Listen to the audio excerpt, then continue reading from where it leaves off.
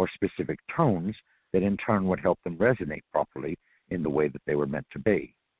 Now, of course, as many are well aware, the war between the civilization of Lemuria or Mu and that of Atlantis.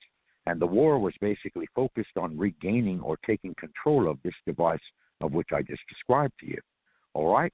So anyway, the battle went on for quite some time because it was rather unusual, simply because both of these races were peaceful people. Okay, they had their own institutions, they had their own creativity, and they were basically close to being on the very same spiritual level as each other. So for them to suddenly or undertake a war that was based on greed was very kind of out of character of the two of them. But anyway, unfortunately, what happened was, when they were struggling to obtain the possession of this device, the device was put on or turned on, and basically it immediately intercepted the aggression and the greed that was being vilified by the controllers over these two races or civilizations. And as it did so, it expanded out and actually imploded. And when it imploded, it killed an awful lot of people, and it basically made a hole directly in the center of the island of Atlantis. And this hole basically allowed the island to sink. As a result of that, when Atlantis itself sank, it created a humongous tidal wave that basically washed over the entirety of Lemuria, and therefore Lemuria toppled sideways and also went underwater. Now you're talking anywhere from 7 to as far back as 10,000 years ago. But there were a great many healing chambers as far as the pyramids were concerned. So if you flip forward about 3,000 to 4,000 years or more, all of a sudden you come up with the Egyptians, okay? Now you have to understand that the Egyptian race were very closely related in some aspects to the Atlanteans, okay? There was a great deal of hidden technology and a great deal of hidden mysteries that were never outwardly shared with the public. And of course, all of their god pantheons basically were actually, in actuality, extraterrestrials who were coming down in spaceships or craft, as they were referred to back then, and basically they would not interfere. Rather, they would, of all of those historians who are sitting about saying that there were hundreds of Egyptians pulling on cords to assemble the pyramids, sorry, that never happened. Okay, why? Because you had extraterrestrials who were standing in their presence who had the power of levitation. So this power of levitation actually moved these great mammoth stones and compiled them one on top of another, in turn creating each pyramid in turn. And of course, there were hidden chambers within the pyramid. Some call it the God chamber, some call it the King's chamber, etc., etc.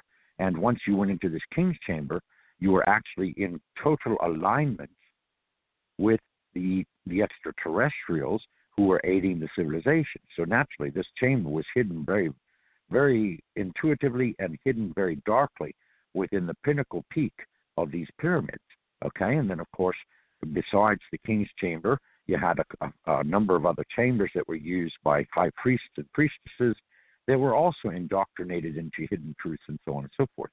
So that was the mainstay of the pyramid as far as its outward form is concerned. Now, of course, underneath it, there were a large category of vaults and a large category of all kinds of hidden libraries and such chambers that to this day basically have remained hidden and undiscovered, other than those that go down about 40 feet to 80 feet under the Sphinx, and you go through all kinds of hallways and chambers, and that's where you find all these hidden vaults of different libraries and so forth, which include the entire history of the earth, etc. So anyway, that's how the pyramids actually came about. Now, the pyramidal symbol itself, of course, is a three-sided dimension, and of course, the apex is always turned upright, which means that it is basically, utilized for creative arts or creative symphonies or the healing arts and the creative syndromes that mankind has at the base of their hearts. Okay? Now, of course, we as a generation represent all kinds of the elements, and the elements, if you notice, are also either upright or turned down in regards to the different elements that you're referring to, and there is always a pyramid involved. So, there is an extensive history of man's use of pyramidology. I would say, roughly speaking, about a 20,000-year lineage of the various pyramids and all their designs. Now, of course, There were also pyramids that could readily be converted into spaceships, and the entire pyramid would convert by going up into the atmosphere and then in turn turning into a vessel that was basically a double pyramid joined together in the center, or what you would call a diamond-shaped vessel, all right? And these were used by various races that would come to Earth and visit and basically steer their children, more or less, because the Earth was started long ago by colonies of various planetoids and so forth. But we won't get into that. Rather, we're focusing on pyramids, okay? So the pyramid in its design is equilateral. Now, the interesting thing, as far as Jewish history is concerned, the Star of David is two interlaced pyramids, one upright and one downward, that have been equilaterally crossed upon each other to create a six-pointed star. So, yes, pyramids have been throughout our history and used both occult-wise, magically, and otherwise, esoterically, in all kinds of forms. So that's the lowdown pretty much on pyramids. And, of course, I welcome any opinions and any further information that any of our outward guests would like to perceive or like to share with us at some future point in time. You are most welcome. And as a general introduction, I would say that we welcome, of course, all of the pantheons that ever mankind has experienced. We also always welcome most sincerely all of our galactic friends and brothers and sisters, many of which are currently surrounding the planet in motherships as a very, very vast array of all kinds of vessels from many different planets. And this is something, again, people should be aware of. I personally have had several encounters when I was age 5, and I was led to believe that it was the Arcturians that did this. And I think there's a difference in races. We're talking two races, Arcturians, and basically Arcturians, Arturians. And I believe it was the Arcturians who actually abducted me. And at the age of 5, I was pulled off a swing in the late or start dawn hours of the evening, okay? And I was pulled upon this vessel straight up by a beam of white light. And once I arrived, I saw beings that were gray, I saw beings that were blue in hue, and I saw purple ones, all right? Now, of the three, it was the grays that were actually coming towards me and had me laid out on a steel or at least some kind of metallic bed or what have you. And I wasn't alone. There was probably at least 30 other children around the same age as myself. Gray beings decided to put a tracking device in my nose. And as they did so, they were getting to me to agree with basically what you would call a program or a study, okay? And the whole purpose of the tracking device was so that they could monitor me while I was here on the earth and study how other human beings reacted to me and rejected me for my abilities or my senses and so on and so forth.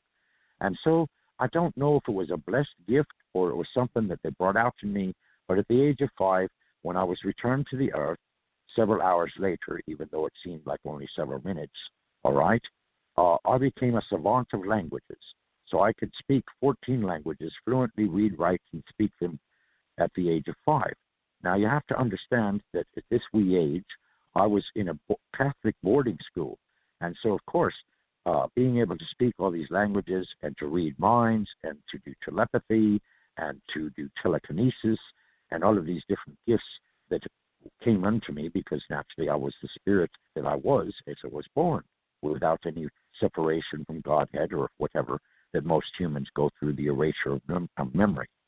But anyway, as a result of this, they schooled me basically by doing me a grand favor, and that was to put me upstairs in a library with 10,000 books written in 5 or 6 different languages, and some of them were history, some of them were grand stories of adventure, and so on and so forth. So anyway, like I said, the Arcturians had made this contract with me, and the device was supposed to be taken from my nasal passages at the age of 17. Unfortunately, I had gone to a party with friends, and one of these other individuals who I really didn't know, he and I fell upon terse words, and I made the stupid mistake of following him outside.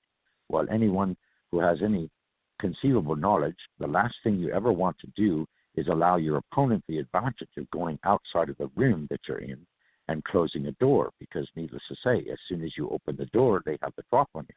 So he sucker punched me, resulting in a broken nose. Okay? The nose was never healed until I became the age of 35, and I had to pay for the surgery myself. So therefore, they took out, the doctor went in and he found deep embedded in my nasal passage, almost all the way to the brain, a very small disc that had a round ring around it. And of course, he extracted it, and, then in turn, it was sent off to a lab, and it was studied, and it was verified that it was of a metal not of the earth, or at least not known upon the earth. And then in turn, he brought it back to the lab, or brought it back to his office and so forth, and I was conversing with him, and I was asking what the results were, and that was the results I just shared with you. And then all of a sudden, the men in black appeared. And the men in black appeared, took this metal sample, and disappeared with it. And the doctor was never contacted further as to where it went. As rather fact, he was told that he would forget all that he knew in regards to having me as a patient and in regards to extracting this object. So, conclusion of my abduction at the age of 5. Now, after that, at the age of 17, I was in the Santa Cruz Mountains, because I am a native from California, okay? And in the Santa Cruz Mountains, I ran across a group that was basically had set up a stronghold, or what you would call a compound, deep within the forest, all right? And they had done so by clearing a large spread of trees, and the trees were basically more or less stacked up in a sense, one upon each other or interlaced with each other to create a boundary around this compound, which was basically grass, more or less. And I met two beings, and I don't remember now if they were Pleiadian or exactly what race they were of, but they did impress upon me that they were extraterrestrials by all means. Fortunately for me, the three of us, those being two, and of course myself, we had a very strong connection intellectually and also intuitively.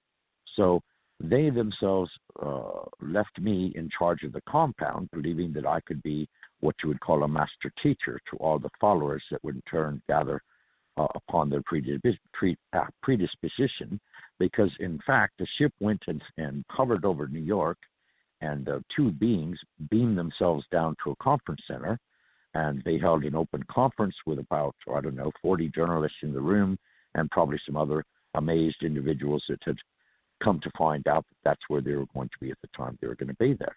And so anyway, they approached everybody, and they were very calm, and they were very intellectual, and they were very peaceful. And they announced themselves as being from wherever it had been that they'd come from, because I wasn't present at the time. I was only seeing this by what is called remote viewing at the time, okay? So anyway, they were presenting themselves to the room, and they were very widely received and welcomed and so on and so forth. And, of course, the inevitable challenge came up, or prove to us that, in fact, you're from somewhere else. Do something that will prove to us that you're not human.